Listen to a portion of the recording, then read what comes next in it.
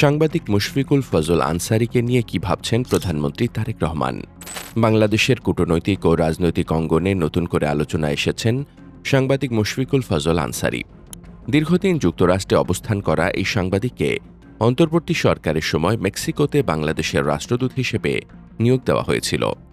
তবে পরবর্তী সময়ে বিএনপি সরকার দায়িত্ব নেওয়ার পর গত মার্চে তাকে মেক্সিকো থেকে প্রত্যাহার করা হয়। এরপর থেকেই তাকে ঘিরে শুরু হয়েছে নতুন রাজনৈতিক আলোচনা। সরকারে তার সম্ভাব্য ভূমিকা কি হতে পারে? মুশফিকুল ফজল আনসারী শুধু একজন সাংবাদিক নন, আন্তর্জাতিক অঙ্গনে বাংলাদেশের অন্যতম পরিচিত মুখ হিসেবেও পরিচিত। যুক্তরাষ্ট্রের নিউ ইয়র্কে অনলাইন নিউজ পোর্টাল justnewsbd.com এর সম্পাদক হিসেবে দায়িত্ব পালনের পাশাপাশি তিনি জাতিসংঘ সদর দপ্তর ও হোয়াইট হাউসে স্থায়ী প্রতিনিধি হিসেবে কাজ করেছেন। জাতিসংঘ ও যুক্তরাষ্ট্রের স্টেট ডিপার্টমেন্টের প্রেস ব্রিফিংয়ে বাংলাদেশের বিভিন্ন ইস্যু তুলে ধরে নিয়মিত প্রশ্ন করতেন তিনি। সাংবাদিকতায় সক্রিয় ভূমিকার কারণে আওয়ামী লীগ সরকারের সময় তিনি চাপের মুখে পড়েন বলে অভিযোগ রয়েছে। 2015 সালে দেশ ছাড়ার পর যুক্তরাষ্ট্রে অবস্থান করে তিনি বাংলাদেশের রাজনীতি, মানবাধিকার ও গণতান্ত্রিক পরিস্থিতি আন্তর্জাতিক পর্যায়ে তুলে ধরেন।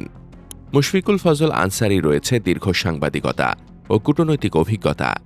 2001 থেকে 2006 সাল পর্যন্ত তিনি সাবেক প্রধানমন্ত্রী খালেদা জিয়ার সহকারী প্রেস সচিব হিসেবে দায়িত্ব পালন করেন।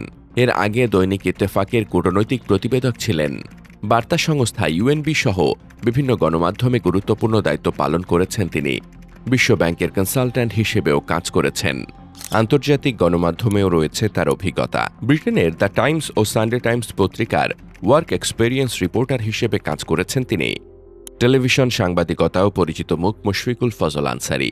বাংলাদেশ টেলিভিশনে অনুষ্ঠান উপস্থাপনার পাশাপাশি এনটিভির জনপ্রিয় অনুষ্ঠান হ্যালো এক্সিলেন্সি উপস্থাপনা করেছেন, যেখানে বিভিন্ন দেশের রাষ্ট্রদূত ও আন্তর্জাতিক ব্যক্তিত্বরা অংশ নিতেন।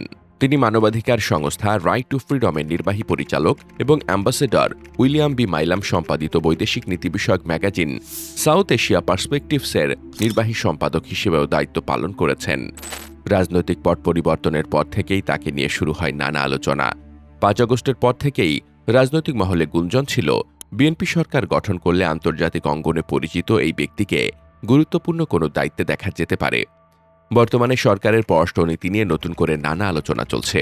এর মধ্যে বর্তমান পররাষ্ট্রমন্ত্রী 1 বছরের জন্য ছুটিতে যাওয়ার বিষয়টি নিয়েও রাজনৈতিক অঙ্গনে আলোচনা তৈরি হয়েছে।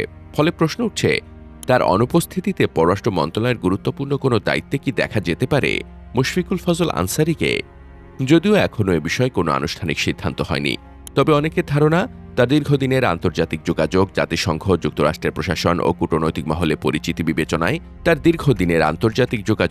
জাতিসংঘ, যুক্তরাষ্ট্রের প্রশাসনিক ও কূটনৈতিক মহলে পরিচিতি বিবেচনায় তাকে পররাষ্ট্র সম্পর্কিত কোনো গুরুত্বপূর্ণ দায়িত্বে আনা হতে পারে। কেউ কেউ মনে করছেন পররাষ্ট্র মন্ত্রণালয়ের শীর্ষ কোনো দায়িত্বে, কূটনৈতিক বা বিশেষ দায়িত্বেও দেখা যেতে পারে। আবার অনেকে ধারণা করছেন যুক্তরাজ্য বা যুক্তরাষ্ট্রের মতো গুরুত্বপূর্ণ কোনো দেশে রাষ্ট্রদূত হিসেবেও তার নাম বিবেচনায় আসতে পারে।